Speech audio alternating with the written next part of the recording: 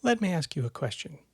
If you could quote a musical phrase, what words would you choose to represent the intent of the music? How would you translate musical messages in a way that allows you to identify what the music is doing both for the story and, as a result, your emotional investment into the world the music is helping to create?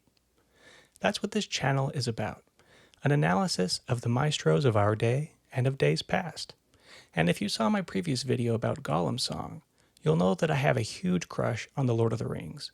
The books, the film trilogy, and the literal symphony of music written by Howard Shore as a result of the films.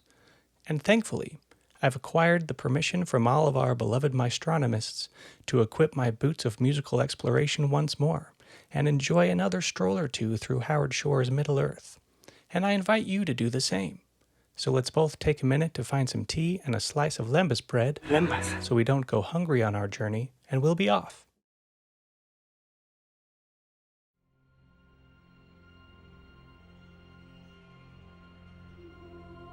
We open the film with something akin to a Gregorian chant, with voices singing in unison in a minor key, using Sindarin Elvish the way a medieval European choir might use Latin, emphasizing the reverence of the events in the story you are about to hear.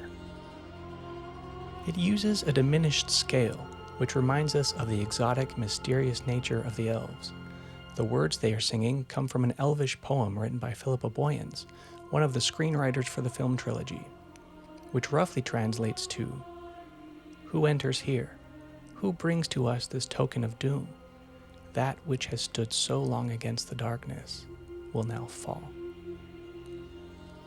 This is a hauntingly foreboding paragraph, especially if you speak Sindarin. But even if you don't, the feeling of unease created by the dissonance of the music should be sufficient to translate its general meaning. We hear Galadriel's voiceover, which makes many observations about the changing natural world. The world is changed. I feel it in the water. I feel it in the earth. I smell it in the air. In fact, it was Treebeard who originally spoke this line in the books, but he was speaking to Galadriel. The fact they gave this line to Galadriel works in a couple of ways. First, it's as though she's foreseeing the conversation with Treebeard, Galadriel being capable of such things, reinforcing the idea that she was cognizant of what was at stake should the wrong actions be taken. Secondly, Treebeard and Galadriel are two of the oldest beings in Middle-earth, giving credibility to how they see the changing world, as beings who have witnessed much of Middle-earth's history. Paired with the music, it almost automatically gives us a sense of immense age and importance to the story. It begs the question, what could possibly have happened in this story that changed how people experience things like the touch of water, or the earth below their feet, or the air they breathe?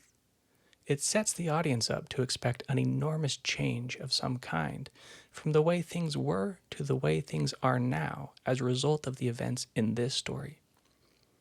That's the task Howard Shore had to complete, and as we get our first introduction to what will become a very pivotal musical plot device, a motif for the shiniest, scariest character in the story, I'm sure you'll see just what good hands we are in with Howard Shore, who faced the quest of scoring The Lord of the Rings like a real ring bearer.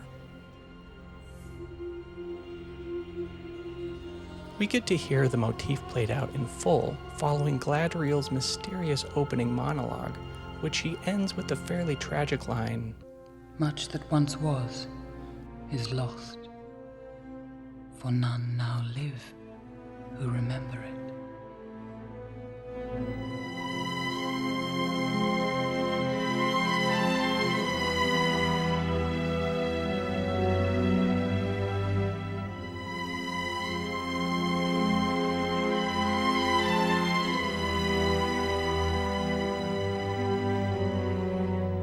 Warm, tragic, dark, but not sinister, choosing instead the strategy of sorrowful seduction, as if the strings were saying, "Come and listen to a dark tale, full mystery and intrigue. Sorry. The point is, it's not communicating malicious intent at all. Its sorrowful legato playing might invite the listener to even pity the ring before fearing it. We see this theme repeat itself throughout the whole trilogy in very cool ways, but in the prologue we seem to hear it every time the ring is working on the mind of a mortal being. It returns when Isildur picks up the ring for the first time, showing musically how immediately the ring tries to persuade Isildur to keep the ring safe from harm, which of course he desperately tries to do. The theme of the ring is also represented by different instruments based on the context in which it is featured. For example, we hear it represented by violins when it abandons Isildur, using expressive vibrato and really leaning into the dissonance of the first two notes.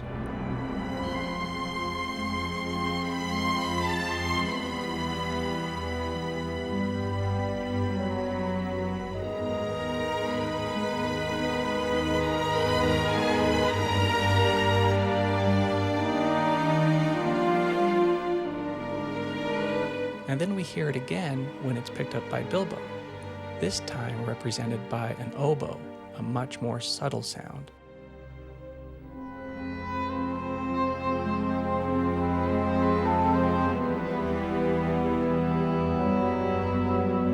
But at the same time organic, earthy, and mysterious, suggesting the existence of some as yet unknown quality belonging to this simple hobbit from a quiet, comfortable home, who has collided with a power beyond his reckoning.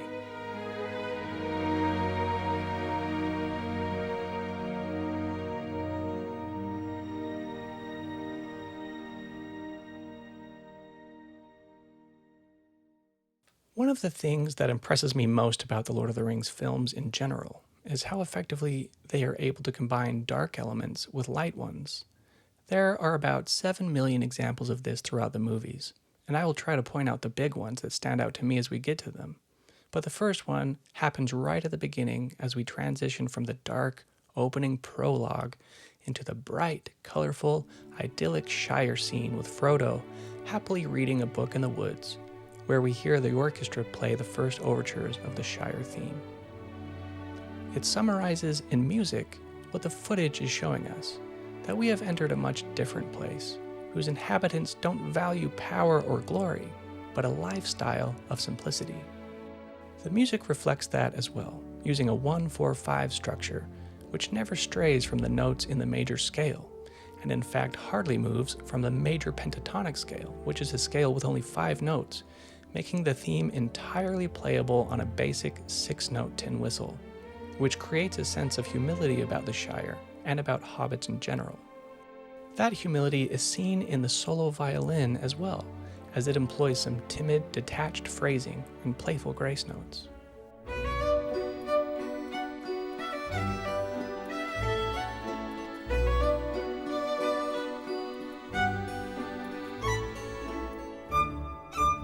In Bag End, Howard brilliantly captures the essence of a cozy hobbit hole by using a warm and inviting combination of instruments. The theme begins with an Irish tin whistle, which plays a gentle, flowing melody that evokes the feeling of home and hearth. This is soon joined by a delicate harp, further enhancing the sense of warmth and contentment. Howard Shore bakes this theme into so many situations throughout the trilogy. Usually, it's when our characters are thinking about home, as you'd perhaps expect, but also when there's cause for hope. In this way, Howard Shore uses the Shire as a symbol for everything the Fellowship is fighting for, as a symbol for peace. And what better embodiment of such an idea than a land peopled with creatures who love? Peace and quiet, and good tilled earth. For all hobbits share a love of things that grow.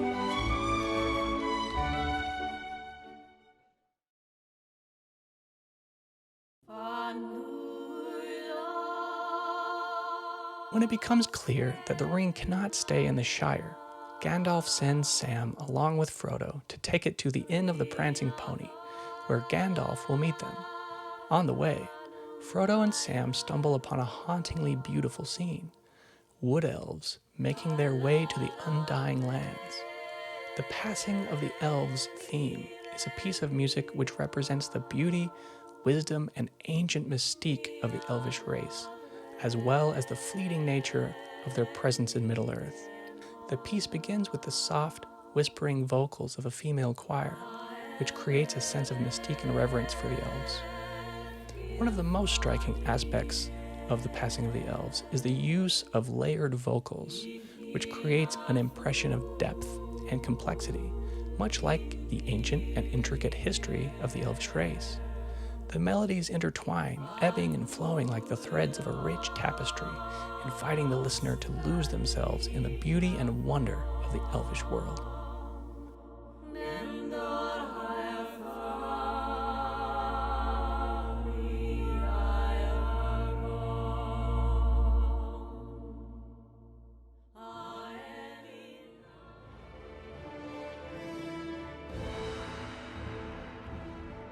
Unbeknownst to our hobbits, Gandalf has been captured by Saruman, who Gandalf thought would help him and instead imprisoned him when Gandalf refused to join Saruman in supporting Sauron.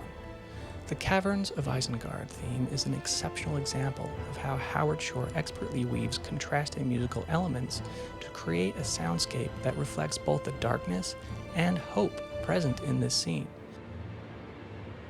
This theme in particular showcases the stark contrast between the industrial, mechanized nature of Isengard and the ethereal, spiritual presence of Gandalf, who still holds on to hope amidst the darkness.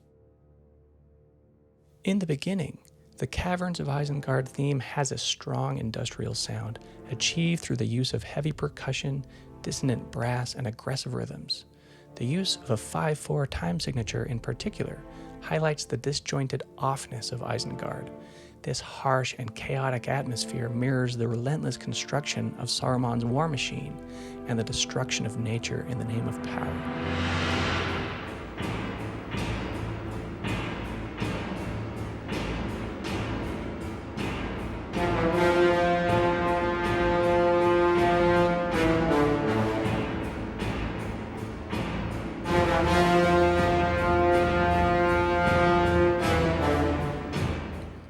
Pounding, relentless percussion, and unsettling harmonies evoke a sense of unease and foreboding, reflecting the dark forces at work in Isengard.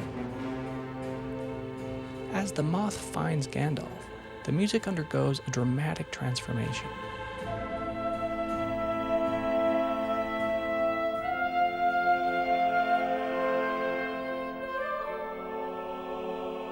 The harsh, mechanical sounds are replaced by the delicate, angelic voice of a solo soprano.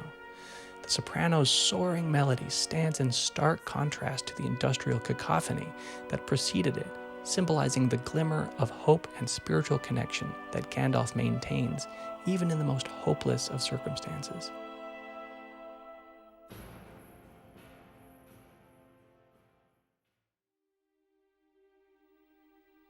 Rivendell is the Elvish kingdom most connected to the people of Middle-earth. As Frodo falls into unconsciousness, we hear welcoming, nurturing voices singing in gentle unison, as if to say, "We know you've been through a lot, but it'll be okay. You're safe now."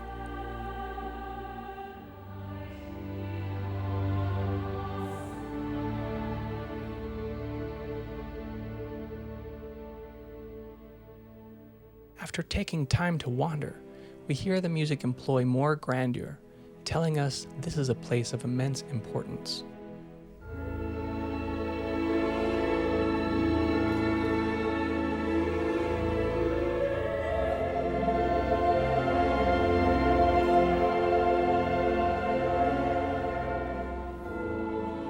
The themes here use more major chords than other Elvish societies, perhaps implying a more welcoming Elvish community than their more secretive counterparts in Mirkwood and Lothlorien, creating a logical place from which the Fellowship can be formed to take on the evil of Sauron, which threatens every people in Middle-earth.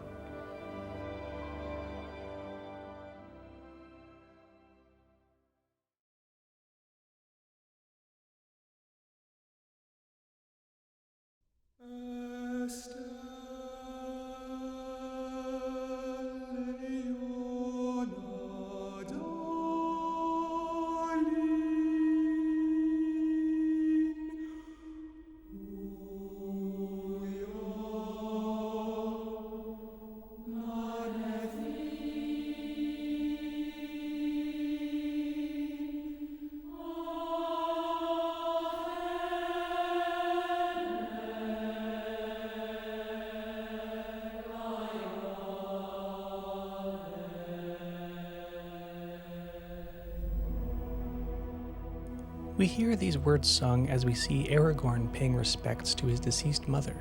The vocalist almost sounds like the little voice in Aragorn's head, reminding him of his ultimate duty to take up the crown of Gondor. We see a rare moment of defiance on Aragorn's face, as he plainly states, I do not want that power. I have never wanted it. Seemingly eager to leave his fate behind, disappear from the world, and find the solitude that would allow him to mourn those he has lost in peace.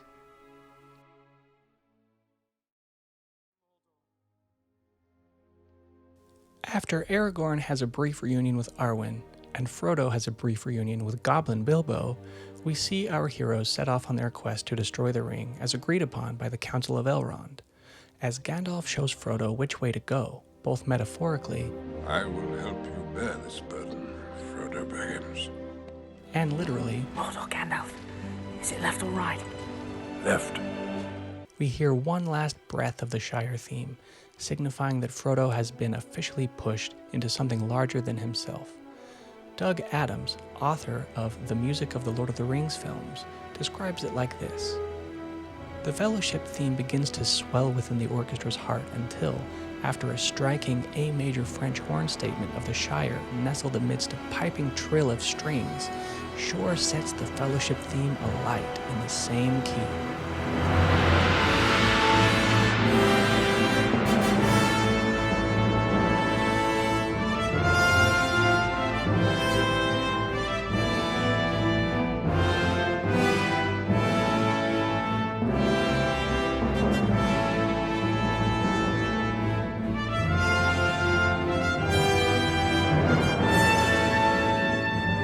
To me, this emphasizes that the Fellowship has been fully formed, their roles assigned, their resolve made clear, the path ahead defined.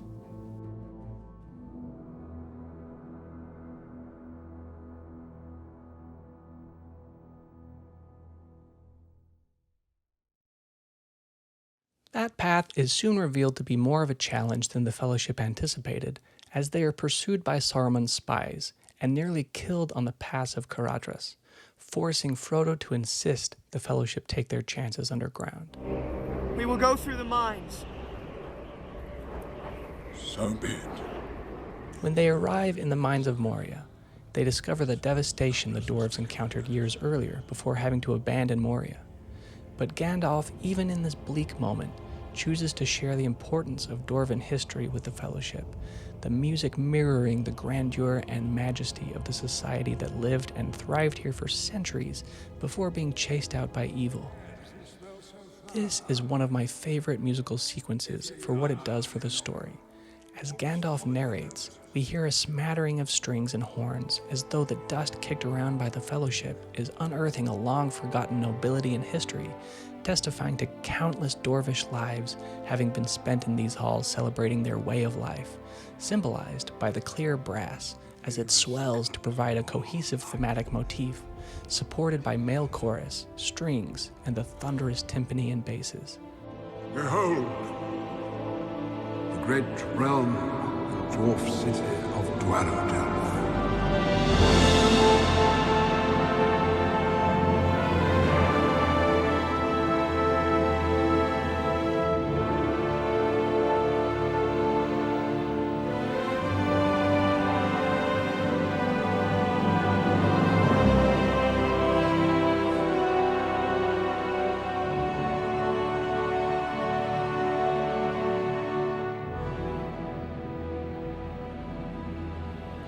This fairly brief musical idea is never seen or heard from again, which is actually brilliant from a story point of view if you're trying to describe an ancient kingdom no one knows anything about anymore.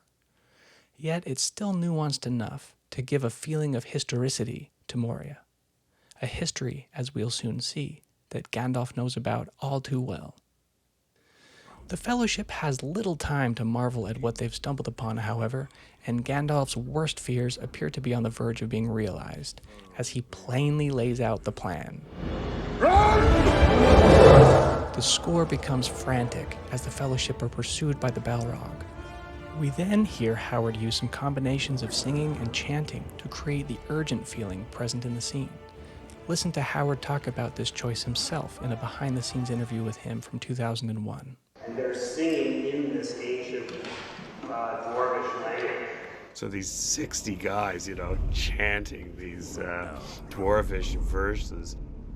A demon of the ancient world. And then I augmented it at the end with actual football players. They were looking for some grunty voices, and they thought that a Kapahaka flavor would fit in with it.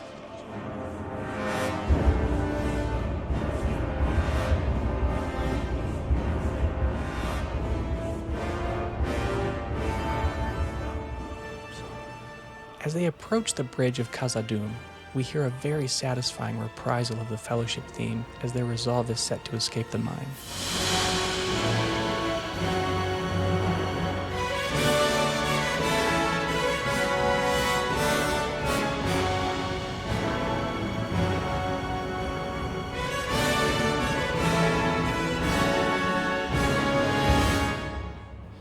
As the Fellowship approach the bridge, the music crawls upward in pitch, ratcheting up the tension as Gandalf confronts the Balrog. After the bridge collapses and the Balrog is falling into the abyss, the music stops for a moment, and we think Gandalf has done it.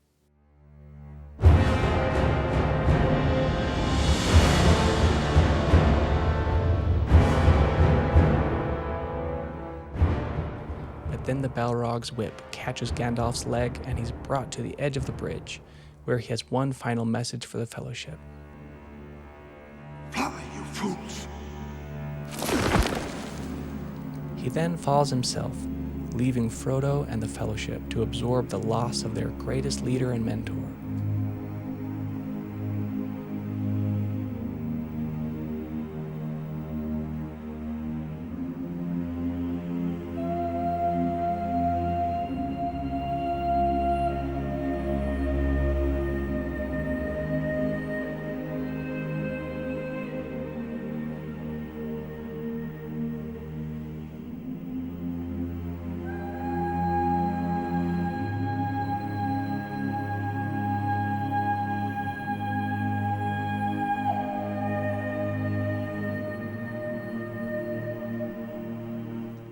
We see the absolutely broken expression on Frodo's face as the solo soprano voice echoes both the love the wizard had for all of Middle-earth's creatures and the grief the Fellowship will have to endure in the face of such a loss.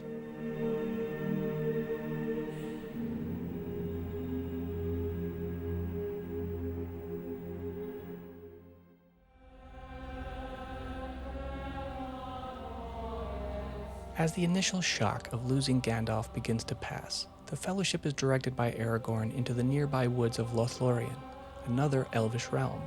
But the music here tells us through its instrumentation and non-major scales that these are not the same kind as those in Rivendell. The Elves here practice a more secretive lifestyle, more wary of strangers, and perhaps more world-weary than their more welcoming cousins. We get a sense from the way they are brought at arrow point before Galadriel and Celeborn that these are elves that mean business, so you'd better have a good reason for being here in their secret, perhaps sacred home. It is here we see Boromir talking to Aragorn about having hope in their quest, and how Boromir's only focus is to do right by his people, to see beauty return to his land. This affects Aragorn, and is perhaps the first time he considers Boromir an honorable man, and by extension the human race. I love that the filmmakers include this scene because Aragorn really does need time to work up to owning his own heritage because of the shame he feels for the devastation wrought by his ancestors. And here, we see a thoughtful Aragorn considering that maybe there is hope for men, and all it took was for Boromir to confide in Aragorn, which says so much about both characters. It shows us that Aragorn's self-exile has had some side effects, including the mistrust of all men, and as a result has been left skeptical of the honesty of men, always assuming them to have ulterior motives. And for Boromir, it shows us that he's not a megalomaniac obsessed with the ring, but is in fact driven by doing good for his realm, even if he doesn't always know how best to do it. It also shows us that he's eager to see Aragorn return to Gondor, despite how cold Aragorn has been toward him up to this point. The music reflects this attitude as Boromir is talking about Gondor, using French horns and supporting cellos in a major key to conjure a sense of wistful nostalgia for the home he loves and has vowed to protect.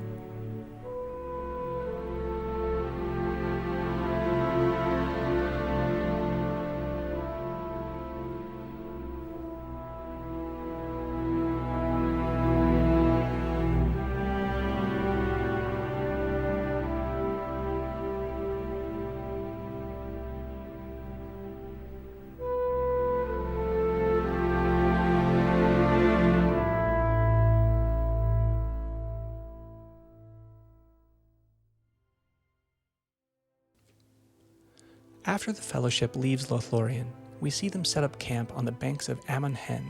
Boromir, unable to understand why the ring shouldn't be used for good, pursues Frodo with a viciousness not before seen in Boromir as the ring works its way into his mind, preying upon the fears of Boromir that without drastic action, Gondor will fall. Frodo escapes, leaving Boromir to feel the gravity of the choice he has made to try and take the ring, which fills him with shame. After Frodo runs into Aragorn, who rejects the offer of Frodo to take the ring, Frodo understands that he must take the ring to Mordor alone to prevent the ring from doing to others what it had done to Boromir. As the Uruk-hai from Isengard approach the Fellowship, they get separated. Just before Merry and Pippin meet their end by the Uruks, Boromir appears and defends the two hobbits. The music stops to let us feel the drama of the battle, until the unthinkable happens, and Boromir is struck by an arrow in the chest. After a thoughtful beat of silence to allow the hobbits and the audience to absorb what just happened, the music picks up with a boy chorus in strings, which to me resonates with the idea that Merry and Pippin, boyhood friends without a sense of the tragedy they would see with their own eyes, far from the borders of the Shire, as they witness Boromir's valiant sacrifice for their sakes. The music tells us that something has changed in the value system of the two hobbits, with the chorus singing an adaptation of a quote from Faramir in The Two Towers, translated into Elvish, again perhaps in an attempt to add reverence to this moment.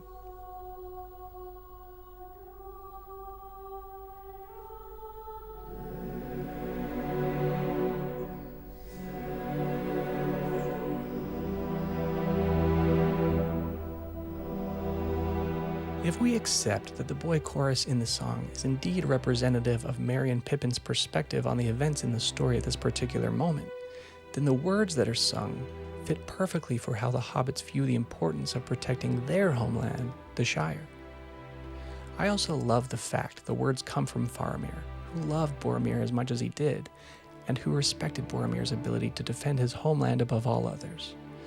It's a nuance that few people will likely ever appreciate, which endears me to this powerful scene just that much more. It gives us a real sense of the expectations that Gondor had set upon Boromir, letting us feel the weight of his loss for the Fellowship, and perhaps for Aragorn especially, as he realizes through Boromir's sacrifice that there is a real strength in the race of men, a strength that inspires him to press on with renewed resolve. I do not know what strength is in my blood, but I swear to you I will not let the White City fall.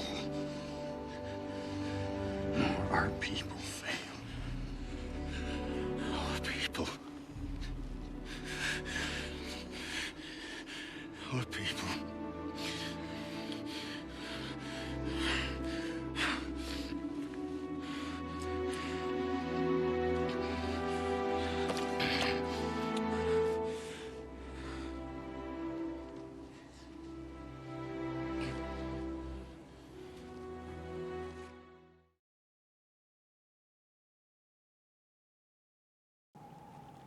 The voiceover starts completely alone, without music, allowing us to absorb Frodo's reluctance and despair, before remembering Gandalf's advice, which cuts through the darkness like a laser beam into Frodo's heart, allowing him to take that first step alone. I wish the ring had never come to me. I wish none of this had happened. So do all who live to see such times, but that is not for them to decide. All you have to decide is what to do with the time that is given to you.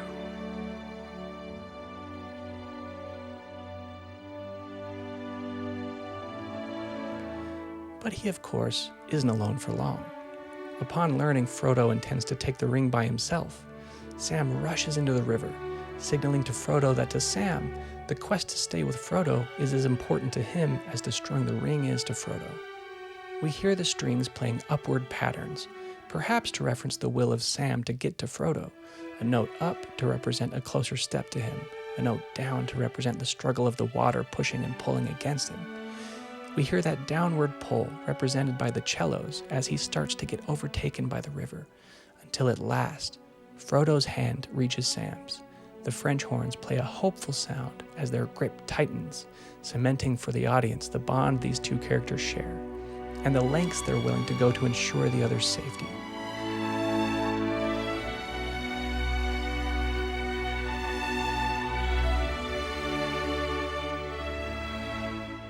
After they share a wet hug, we hear the Shire theme played on our cozy Irish whistle, reminding us what these hobbits are fighting for in the first place.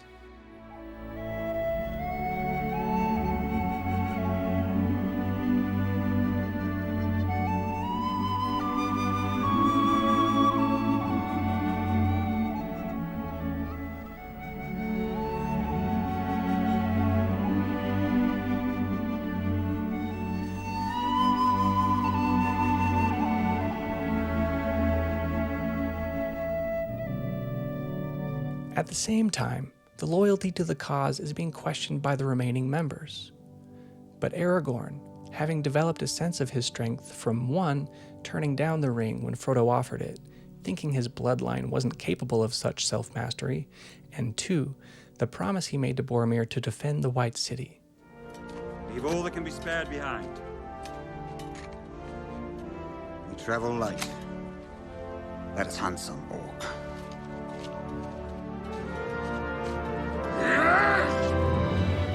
His determination inspired Gimli and Legolas, who earnestly follow him into the woods to rescue Merry and Pippin, with the Fellowship theme returning to remind us that although our heroes are separated, they remain loyal to the cause.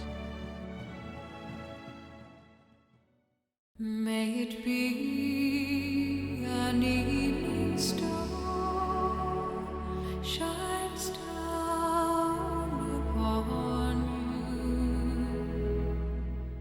May It Be showcases the exceptional collaboration between Enya, the acclaimed Irish singer and composer, and her longtime songwriting partner Roma Ryan.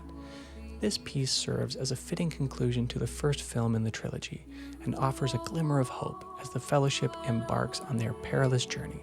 The song's gentle melody, accompanied by Enya's ethereal vocals, harmoniously blends with Howard Shore's orchestral arrangements, using Quenya Elvish to further immerse the piece in the world of Middle-earth. The two Elvish lines, Mornie Utulie and Mornie Alantie, are translated to "darkness has come" and "darkness has fallen," essentially stating that the threat is real, and the threat is here, and the time to prepare is over. Despite the dismal warning, though, the rest of the lyrics help to create a sense of serenity and solace for our hobbits, encouraging them to take heart in their cause and in the strength of their friendship before they embark on the next chapter of their journey.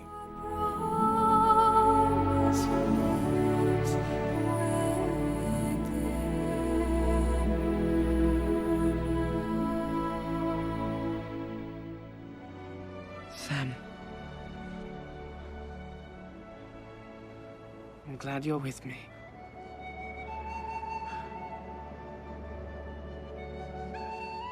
And I'm glad to have had all of you with me as we kick off the first of a trilogy of videos analyzing music from the Lord of the Rings films.